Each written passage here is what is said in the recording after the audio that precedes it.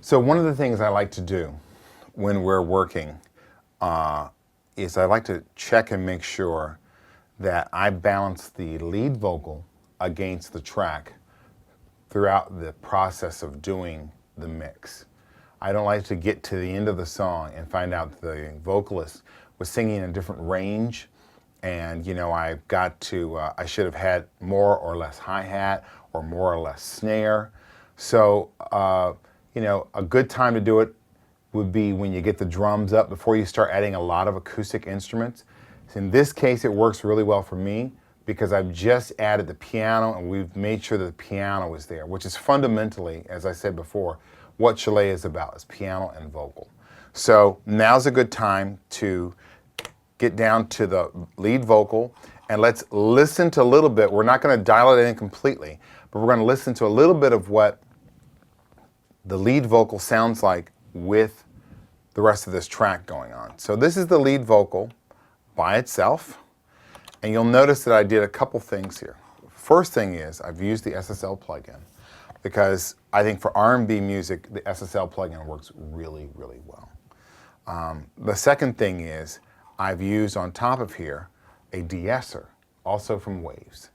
You'll see that the reason why is because we cut her on a Sony C800G, and then which is a very bright mic to begin with, and we're going to add a couple of frequencies up here toward the top that are even more accentuated. So at 10K, 11K, on this one we've used 12K and we've used 5 dB at 12K, which seems like an awful lot, but it's at the upper structure of the harmonic resolution of her voice. It's way up there, and it just adds what I'd like to call, most people like to call just the air at the top of the vocal. So let's hear what it sounds like without it, and we'll listen to a little bit of that. I'm looking at you, you're looking at me. You're trying to figure out what's on my mind. I wanna hide what I feel inside, and I don't know why. Now, that vocal sounds great. She's a great singer. It sounds fantastic. But there's no reference point to it. If you listen to that vocal now in the track, it will sound completely different. It may sound actually dark. I'm looking at you, you're looking at me. You're trying to figure out what's on my mind. I wanna hide what I feel inside, and I don't know why. Okay, so in this case, we're going to turn on the SSL compressor. We're going to use the SSL, and we're going to use the Waves de-esser because it gets a little strident in places, and we're going to automate as well certain frequencies that I think jump out. Now, typically, it's in that 1K to 2.5K range, but if you really want to get particular about it, you can always go through here and put an analyzer on here from Waves, which is a really good tool to be able to access. If you go into your sound field, plugins, sound field, and then you look, it'll say frequency.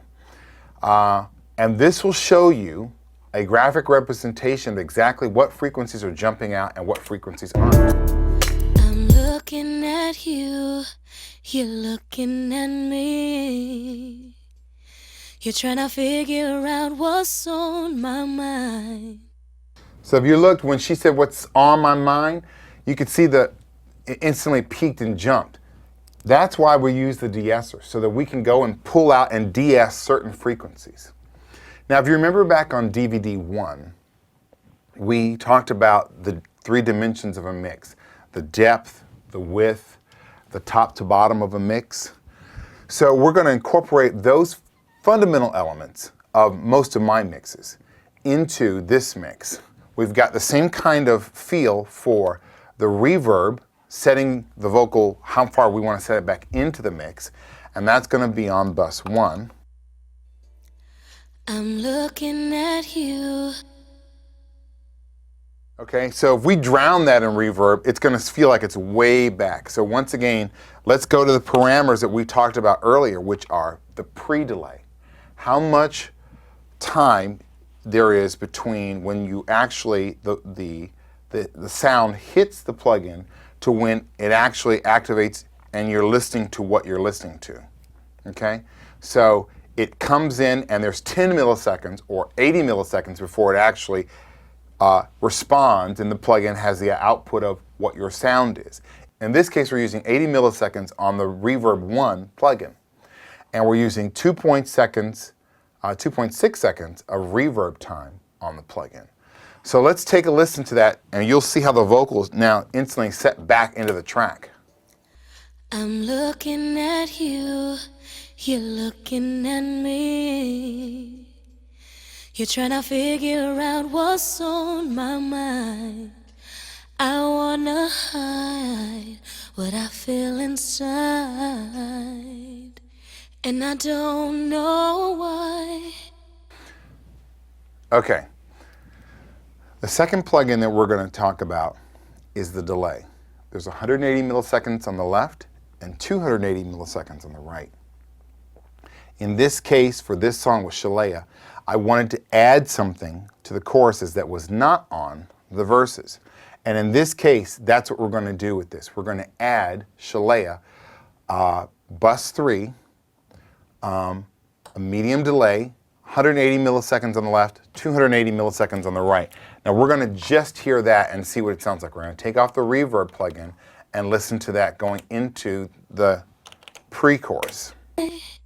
Sometimes I wish I didn't have to tell you, but I don't want you in the dark. I'll give you what I got. I never thought I'd say it, but you made it say.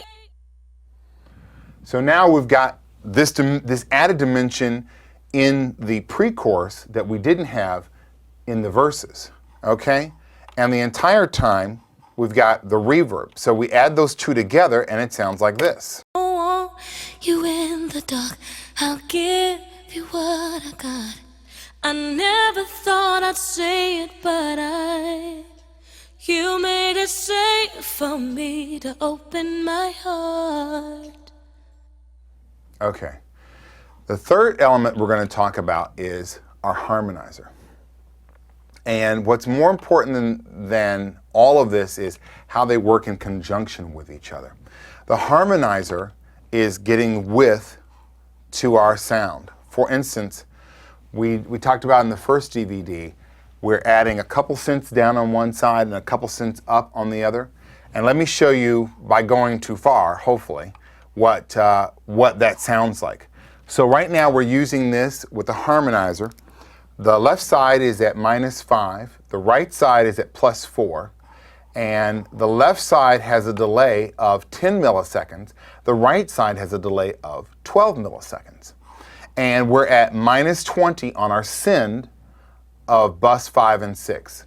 I'm going to take this bus 5 and 6 and we're going to go from -20 up and take a listen to what is actually too much. I'm looking at you, you're looking at me. You're trying to figure out what's on my mind. That would be too much. So the hint is to, just drop a hint of it in to add width to that lead vocal. Once again, another dimension. Reverb, the delay, and now the width of a couple of cents down on one side and a couple of cents up on the other. And what that gives you is the ability to listen to the vocal, and it's like, man, I hear it here, but it's like a faint, chorusing effect that happens that's just up a cent or down a cent depending on what you're doing. Sometimes I'll put the main backgrounds at, say -10 and +10, and then sometimes I'll add the standard backgrounds or the lead backgrounds at something closer to like -4 +5. So it really depends on what you're wanting to do and the mode that you're wanting to set with the lead vocal and the dimension of where it sits in the track.